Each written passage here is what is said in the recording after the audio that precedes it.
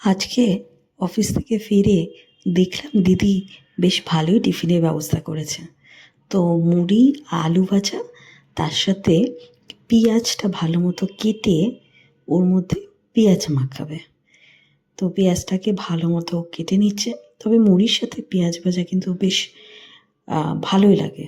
মানে পেঁয়াজ ভাজাও ভাল লাগে, আবার শুধু যে পেঁয়াজ, কাঁচা পেঁয়াজ কাটা, সেটাও ভাল লাগে। তো এইটার সাথে পেঁয়াজ ভাজা, তার সাথে রয়েছে আরও অনেক কিছু। তো সেটা রয়েছে, আজকেও এনেছে বেগুনি, পেঁয়াজি আর হচ্ছে চপ। তো প্রথমে পেঁয়াজটাকে ভালো মতো মুড়ির সাথে মেখে নিচ্ছে। তার মধ্যে দেবে সর্ষের তেল। তো সর্ষের তেলটাকে দিয়ে ভালো মতো মুড়িটাকে মাখাবে। একদিক থেকে বলতে গেলে এই মুড়ি মাখাটা ভালো হয় মুড়ি মাখার ধরনটা নিয়ে, মানে কি মাখছে এবং তার হাতের মাখাটা কেমন।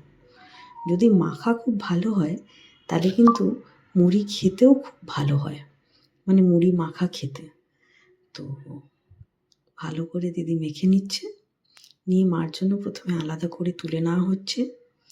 মার জন্য আলাদা করে তুলে নিয়ে তারপরে থাকছে দিদির আর আমার। তো দিদিকে বললাম, দেখা কী এনেছিস বললি তো। তো বার করছে পেঁয়াজি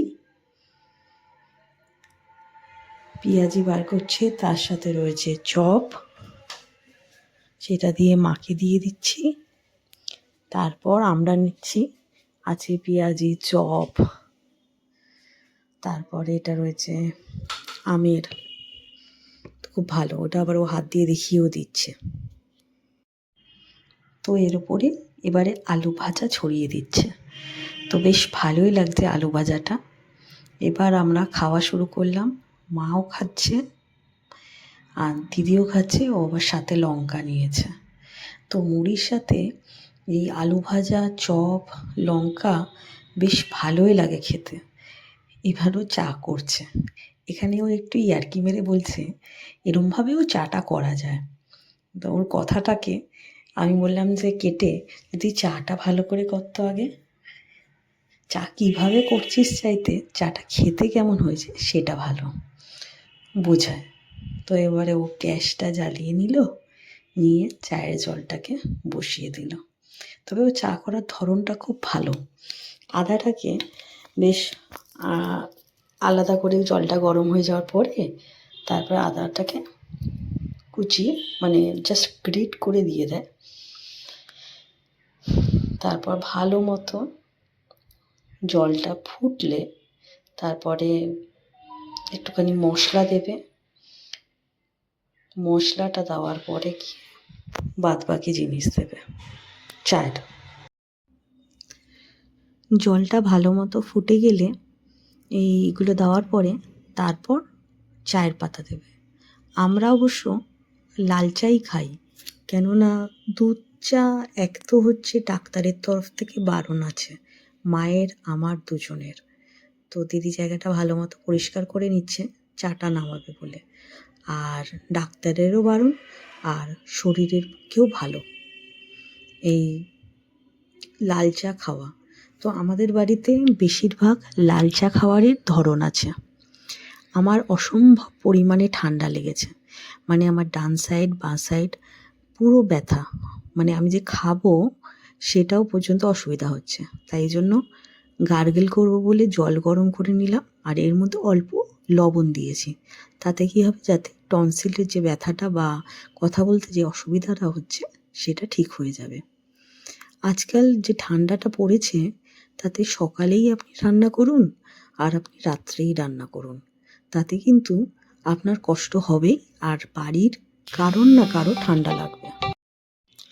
তো এবারে চিন্তা করেছি যে একটুখানি অল্পের মধ্যে থেকে রান্নাটাই যেতে হবে।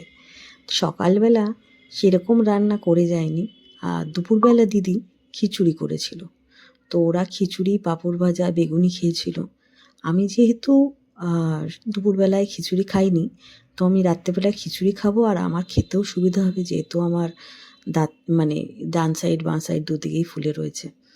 তো এই বেগুন পোড়াটা করানো হচ্ছে, আর তার সাথে টমেটো পোড়ানো হয়েছে। তো বেগুন পোড়া টমেটো পোড়া ভালো মতো মাখা হবে। এটা দিয়ে মাকে খিচুড়ি দেওয়া হবে না, মাকে গরম ভাত করে দেওয়া হয়েছে। ওই অল্প করে গরম ভাত মা এটা দিয়ে খাবে, তার সাথে পাঁপড় ভাজা। আর আমি আর দিদি খাবো হচ্ছে খিচুড়ি। আর এই খিচুড়িটা আলাদা করে দিদি আর আমিই খাবো। তো বেগুন পোড়াটার জন্য পেঁয়াজ প্রথমে কেটে নেওয়া হচ্ছে। পেঁয়াজটাকে ভালো মতো কেটে তারপর ওই বেগুন পোড়া টমেটো পোড়া তার সাথে সর্ষের তেল দিয়ে মেখে গরম ভাতের সাথে কিন্তু এক অসাধারণ মানে একটা তৃপ্তি লাগে। তৃপ্তিটা বলতে গেলে যারা গরম ভাতের মধ্যে এটা খেয়েছে তারাই বুঝতে পারবে। তো সেটা করা হচ্ছে। আর তার সাথে হচ্ছে মাখাটা, আমি অলওয়েজ এটা বলবো আমার দিদির হাতের মাখাটা দুর্দান্ত। তো যেই খাবে সে তার কাছে একেবারে অমৃত লাগবে। হয়তো এটা হতে পারে যে আমার দিদি, তাই জন্য আমি বলছি এই কথাটা, কিন্তু এই কথাটা কিন্তু একেবারে সত্যি কথা। এটা আমার মনে হচ্ছে, তাই জন্য আমি এই কথাটাকে বলছি।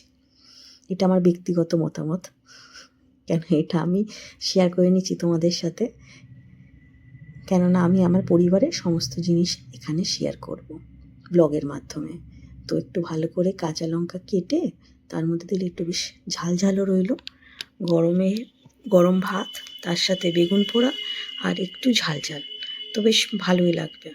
তো দিদি সর্ষের তেলটাকে ভালো মতো ঢেলে নিয়ে এই বেগুন পোড়াটার সাথে মাখবে। আসলে আমরা যারা রোজকার কাজ করতে যাই, কাজ করি, অফিসে কাজ করি, তারা প্রত্যেক দিন যে নিজেদের রান্না, তারপরে হচ্ছে বাড়ির সমস্ত কিছু করা, তো এগুলো সত্যিই খুব চাপের। বা যারা করেন, যারা বাড়িতে থাকেন তাদের কাছেও খুব চাপের। আর যারা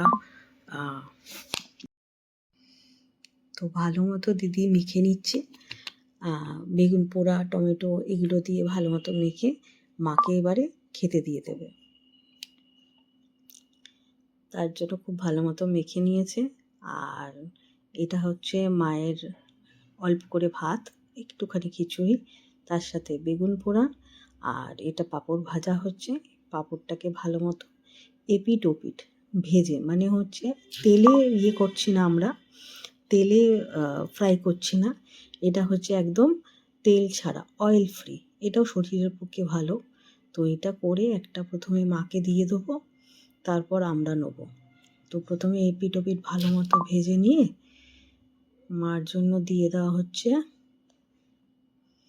এটা দিয়ে আমি গিয়ে মাকে দিয়ে দিলাম, এবার বাদ বাকি আমাদের জন্য করলাম। এবার আমাদের জন্য ভালো মতো করে ভেজে নিচ্ছি পাঁপড়। এবার এগুলো এপিট ওপিট ভালো মতো ভেজে আমি আর দিদি নেব, নিলেই আমাদের রাতের খাবার রেডি। তো এই ঠান্ডার মধ্যে বলতে পারো শর্টকাট, আবার বলতে পারো যে ভালো খাওয়া। তো দুটোর মধ্যে যেটাই ধরবে, আজকে আমরা এটাই করেছি, কেননা কিচ্ছু উপায় নেই, খেতেও হবে, আবার শরীরটা ভালো নয়, বেশি জল ঘাটাও যাবে না। তো এই খিচুড়ি পাঁপড় ভাজা বেগুন ভর্তা নিয়ে আমি বসে পড়েছি। এবার খিচুড়ি দিয়ে আমি এবার খাবো। চলো টাটা, আমি প্রিয়াঙ্কা, পরে আবার দেখা হবে আমাদের আবার নতুন গল্প।